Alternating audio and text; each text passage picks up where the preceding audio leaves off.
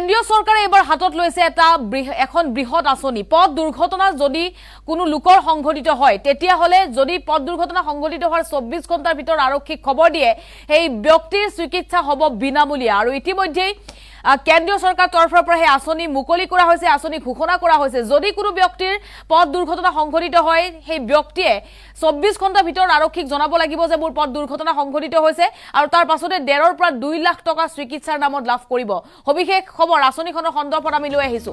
পথ দুৰ্ঘটনা সংঘটিত হলে বা পথ দুৰ্ঘটনাত পতিত হোৱা লোকলৈ নগদবিহীন চিকিৎসা ঘোষণা চৰকাৰৰ।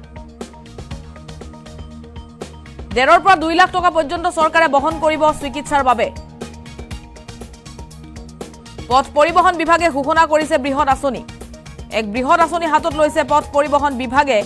পথ দুৰ্ঘটনাৰ 24 ঘণ্টাৰ ভিতৰত আৰক্ষীক জনালে এই আঁচনিৰ অধীনত লাভ কৰিব ধন। 1.5 পৰা 2 লাখ টকা দিয়া হ'ব। 7 দিন বা সৰ্বাধিক 1.5 লাখ টকা চৰকাৰে আগবঢ়াব চিকিৎসাৰ বাবে। এক বৃহৎ আঁচনি হাতত লৈছে। হিট এণ্ড ৰানৰ ঘটনাত যদি পথচাৰীৰ মৃত্যু হয় চৰকাৰে আগবঢ়াব ক্ষতিপূৰণ। এটা ডাঙৰ খবৰ, হিট এণ্ড ৰানত মৃত্যু হলে তেতিয়াহলে চৰকাৰে ক্ষতিপূৰণ দিব। ক্ষতিপূৰণ হিচাপে 2 লাখ টকাৰ সাহায্য লাভ কৰিব দুৰ্ভগীয়া পৰিয়ালে। প্ৰথম অৱস্থাত নিৰ্বাচিত ৰাজ্যই লাভ কৰিব এই আঁচনিৰ ধন।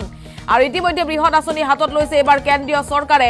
এটা ডাঙৰ খবৰ, কেন্দ্ৰীয় মন্ত্ৰী নীতিন গাডকাৰীয়ে দেশবাসীলৈ আগবঢ়াইছে আঁচনি। পথ দুৰ্ঘটনা সংঘটিত হলে 24 ঘণ্টাৰ ভিতৰত আৰক্ষীক খবৰ দিব লাগিব। পথ দুৰ্ঘটনাৰ পৰিসংখ্যাৰ ওপৰত নিৰ্ভৰ কৰি কেন্দ্ৰীয় চৰকাৰে লৈছে বৃহৎ আঁচনি। হিট এণ্ড ৰানৰ ঘটনাত যদি পথচাৰীৰ মৃত্যু হয় বৃহৎ ক্ষতিপূৰণ দিব চৰকাৰে। প্ৰতিখন ৰাজ্যত ড্ৰাইভিং প্ৰশিক্ষণ কেন্দ্ৰ সেৱা বৃদ্ধিৰো সিদ্ধান্ত চৰকাৰৰ। পথ দুৰ্ঘটনাত পতিত হোৱা লোকলৈ বিনামূলীয়া চিকিৎসা ঘোষণা, অৰ্থাৎ 1.5 পৰা 2 লাখ টকা পৰ্যন্ত চৰকাৰে চিকিৎসাৰ খৰচ বহন কৰিব। যদি কোনো ব্যক্তি পথ দুৰ্ঘটনা সংঘটিত হয় নতুন নিয়ম অনুসৰি 24 ঘণ্টাৰ ভিতৰত আৰক্ষীক জনাব লাগিব। যদি আপুনি চৰকাৰৰ সুবিধা বিচাৰিছে, আঁচনিৰ যদি সুবিধা বিচাৰে তেতিয়াহলে দুৰ্ঘটনাত পতিত হোৱাৰ লগে লগেই পৰিয়ালৰ লোক বা আত্মীয়ই 24 ঘণ্টাৰ ভিতৰত আৰক্ষীক জনাব লাগিব যে মোৰ আত্মীয়ৰ বা মোৰ দুৰ্ঘটনা সংঘটিত হৈছে। তাৰ পাছতেই যেতিয়া আপুনি চিকিৎসালয়লৈ যাব 1.5 পৰা 2 লাখ টকা আপুনি লাভ কৰিব বা চৰকাৰে বহন কৰিব 1.5 পৰা 2 লাখ টকা পৰ্যন্ত। দুৰ্ঘটনা 24 ঘণ্টাৰ ভিতৰত কিন্তু আৰক্ষীক খবৰ দিব লাগিব। এই আঁচনিৰ অধীনত লাভ কৰিব ধন। 7 দিন বা সৰ্বাধিক 1.5 লাখ টকা চৰকাৰে আগবঢ়াব চিকিৎসাৰ বাবে। 7 দিনৰ চিকিৎসা চৰকাৰে আপোনাক বিনামূলীয়াকৈ আগবঢ়াব। হিট এণ্ড ৰান ঘটনা যিহেতু বৰ্তমান সংঘটিত হৈ আহিছে ৰাজ্যত, আৰু হিট এণ্ড ৰান ঘটনাত যদি পথচাৰীৰ মৃত্যু হয় বা কোনো লোকৰ যদি মৃত্যু হয় চৰকাৰে ক্ষতিপূৰণ আগবঢ়াব পৰিয়ালক। ক্ষতিপূৰণ হিচাপে 2 লাখৰ সাহায্য ঘোষণা কৰিছে দুৰ্ভগীয়া পৰিয়াললৈ। প্ৰথম অৱস্থাত নিৰ্বাচিত ৰাজ্যই লাভ কৰিব আঁচনিৰ ধন। কেন্দ্ৰীয় মন্ত্ৰী নীতিন গাডকাৰীয়ে দেশবাসীলৈ আগবঢ়াইছে বৃহৎ আঁচনি।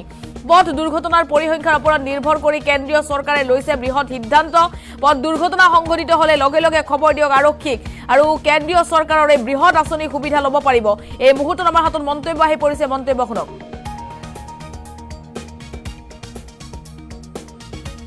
पहले प्रायोरिटी रोड सेफ्टी के लिए थी और रोड सेफ्टी में 2024 का जो ये आ रहा है उसमें 1,80,000 मौतें हुई है। 30,000 लोगों की मौतें जो है वो हेलमेट न पहनने के कारण हुई है। दूसरी गंभीर बात यह है कि 18 से 34 वयोगट में 66% मौतें हुई है। हमारे स्कूल और कॉलेज के सामने एग्जिट एंट्री पॉइंट में उसकी ठीक व्यवस्था न होने के कारण 10,000 बच्चों की मौतें हुई है।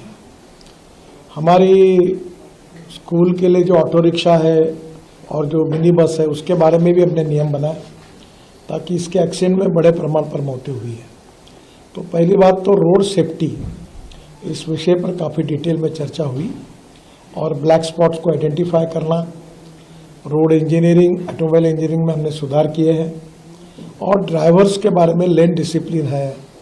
बाद में सिग्नल का कानून के प्रति आदर और सम्मान रखने के लिए ड्राइविंग लाइसेंस के न होने के कारण ऐसे भी लोगों ने गाड़ियां चलाई, उसके कारण भी करीब 3,000 मौतें हुई है।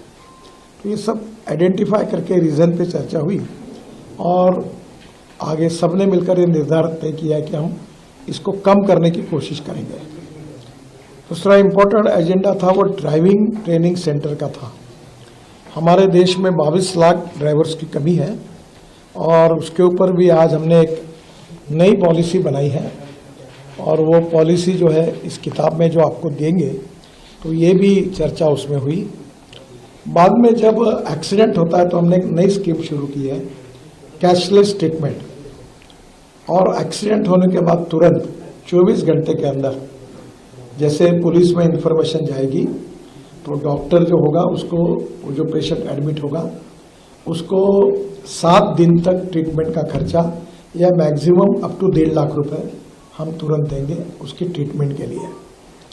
बाद में हीट एंड रन विक्टिम्स जो है उसमें भी मृत्यु होती है तो हम 2 लाख रुपए देंगे। इसके साथ साथ ये कैशलेस ट्रीटमेंट में हमने पायलट प्रोजेक्ट कुछ राज्यों में किए, कुछ कमियां ध्यान में आई, उसको सुधार कर अब नए आदेश हम वितरित करेंगे और ये भी निश्चित रूप से उपयोगी होगा। IIT मद्रास ने एक अच्छा ऐप तैयार किया है जिसमें ट्रांसपोर्ट सेक्टर को एक प्रकार जो अनेक रिफॉर्म है वो सब उसमें आए हैं, तो उसको भी लॉन्च किया गया। हम सर्कुलेशन इकोनॉमी को प्रधानमंत्री जी ने बहुत प्राधान्य दिया है और इसलिए स्क्रैपिंग पॉलिसी इसके बारे में डिटेल चर्चा हुई। अभी जो गाड़ी लेते समय जो रजिस्ट्रेशन फी होती है उसमें अगर आपके पास स्क्रैपिंग सर्टिफिकेट होगा तो नई गाड़ी खरीदते समय आपको 50% यानी 50,000 रुपये की सहूलियत देने की योजना है। उसके साथ साथ जो मैन्युफैक्चरर है उन्होंने 1.5 से 3% तक कॉस्ट में अगर सर्टिफिकेट हो तो वो भी सहूलियत देंगे। अब नई गाड़ी खरीदते समय पुरानी गाड़ी को स्क्रैपिंग करने के बाद उसके सब फायदे जो है अब मिल रहे हैं और जिसके कारण देश में बड़े प्रमाण पर ये स्क्रैपिंग सेंटर शुरू हुए हैं। अभी ये संख्या हमारी अपेक्षा से कम है, करीब 78 to 82 वहाँ भी चालू हुए हैं, पर कम से कम 1,500 सेंटर्स खुले। और जो भारत सरकार की योजना है कि राज्य सरकार अगर अपनी गाड़ियाँ, बसेस, ट्रक स्क्रैपिंग करती है तो उनको कुछ मदद भी दी जाती है, उसके ऊपर भी चर्चा हुई और ये भी आज मीटिंग की प्रमुख विशेषता थी। स्क्रैपिंग के कारण हमारी ऑटोमोबाइल इंडस्ट्री बहुत आगे जाएगी क्योंकि aluminium, copper, rubber, steel and plastic इसका रिसाइकलिंग होता है और अभी कुछ स्पेसिफिक पार्ट ऐसे हैं, अभी मारुति का स्क्रैपिंग सेंटर है सुजुकी का, उसके पार्ट जापान में एक्सपोर्ट हो रहे हैं और टायर जो है उसकी भी पाउडर हम बिटुमेन में डाल रहे हैं। तो ये एक सर्कुलेशन इकोनॉमी सबसे पहले प्रायोरिटी